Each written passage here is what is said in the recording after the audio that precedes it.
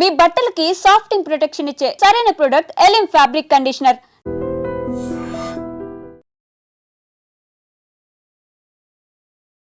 తెలుగు రాష్ట్రాల్లో క్రమంగా చాప కింద నీరుల నేరాలు మాత్రం రోజు రోజుకు విపరీతంగా పెరిగిపోతున్నాయి.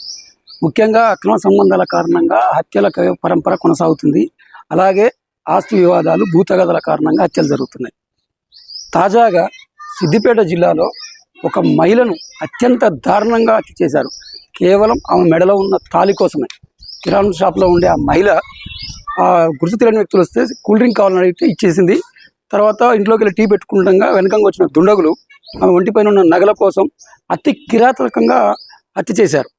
చేయడము కాకుండా ఆమె ఒంటిపైన నగలు, ఆ షాప్లో ఉన్న డబ్బుని ఎత్తుకెళ్లారు. ఈ యొక్క ఘటన స్థానికంగా కలకలం రేపింది. పూర్తి వివరాలు ఇప్పుడు తెలుసుకుందాం. తెలుగు రాష్ట్రాల్లో నేరాలు చాప కింద నీరులా రోజు రోజుకి పెరిగిపోతున్నాయి. నిత్యం ఎక్కడ చూసినా క్రైమ్ వార్తలే కనిపిస్తున్నాయి. అక్రమ సంబంధాల కారణంగా అధిక హత్యలు జరుగుతుండగా ఆస్తి తగాదాలు, భూ వివాదాల కారణంగా మరికొందరు ప్రాణాలు కోల్పోతున్నారు. తాజాగా దోపిడి దొంగలు ఓ మహిళ ఒంటిపై ఉన్న ఆభరణాలు దోచుకునేందుకు ఏకంగా ఆమె గొంతు కోసి ప్రాణాలు తీశారు. తమను గుర్తుపట్టిందని చంపారో లేక ఎలాంటి ఆనవాళ్లు లేకుండా చేయాలనుకున్నారో కానీ అత్యంత కర్కశంగా హత్య చేశారు. చుట్టుపక్కల ఎవరూ లేకపోవడంతో రక్తపు మడుగులో గిలగిలా కొట్టుకున్న ఆ మహిళ కొద్ది సమయంలోనే ప్రాణాలు విడిచింది. ఈ దారుణ ఘటన ఎక్కడో జరిగిందో ఇప్పుడు చూద్దాం. సిద్దిపేట జిల్లా చిన్న కోడూరు మండలం కమ్మర్లపల్లిలో శుక్రవారం ఈ దారుణం జరిగింది. కమ్మర్లపల్లికి చెందిన గాలి బాలలక్ష్మి, సుధాకర్ దంపతులకు కుమారుడు వెంకటేష్, కుమార్తె స్వాతి ఉన్నారు. కూతురు అత్తారింట్లో ఉంటుంది. అయితే తమకు ఉన్న కిరాణా దుకాణాన్ని బాలలక్ష్మి చూసుకుంటుంది. ఆటో నడుపుతూ జీవనం సాగిస్తున్నారు. అయితే చిన్న పల్లెటూరు అయినా కిరాణా దుకాణం బాగా నడుస్తుండడం, బాలలక్ష్మి ఒంటిపై బంగారు నగలు ఉండడం గమనించిన కొందరు దుండగులు ఎలాగైనా దోచుకోవాలని ప్లాన్ వేశారు. అందులో భాగంగా ఇద్దరు గుర్తు తెలియని వ్యక్తులు శుక్రవారం మధ్యాహ్నం దుకాణానికి వచ్చి శీతల పానీయం కావాలని అడిగారు. వారు అడిగిన కూల్ డ్రింక్ ఇచ్చిన బాలలక్ష్మి టీ పెట్టుకునేందుకు ఇంట్లోకి వెళ్ళింది.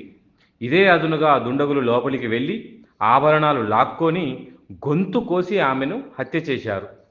సాయంత్రం ఇంటికి వచ్చిన భర్త గమనించేసరికి రక్తపు మడుగుల్లో బాలలక్ష్మి చనిపోయి కనిపించింది. వెంటనే గ్రామస్తులకు, పోలీసులకు ఆయన సమాచారం ఇచ్చారు. ACP Ravinder Reddy, CI Srinivas, SI Balakrishna, clues team సభ్యులు వచ్చి పరిశీలించారు. సుధాకర్ ఇచ్చిన ఫిర్యాదుతో కేసు నమోదయ్యింది. గ్రామంలో అందరితో కలుపుకొలిగా ఉండే బాలలక్ష్మి హత్య కావడంతో గ్రామంలో విషాద ఛాయలు అలుముకున్నాయి. అపరిచితుల పట్ల అందరూ అప్రమత్తంగా ఉండాలని పోలీసులు సూచిస్తున్నారు. ఏది ఏమైనప్పటికీ దోపిడీ దొంగల ఘాతుకానికి ఒక అమాయకురాలు బలైంది.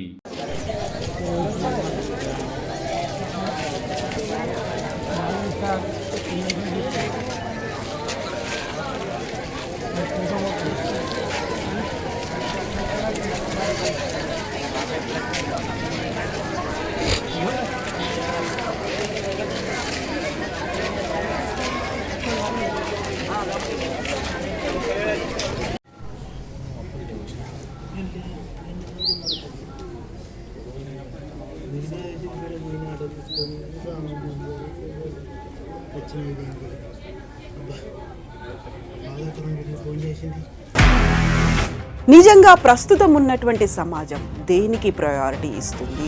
ఆర్థిక సంబంధాల చుట్టూ మాత్రమే తిరుగుతుంది. మళ్ళీ ఎన్నికలంగానే చాలా విరక్తి కలుగుతాం.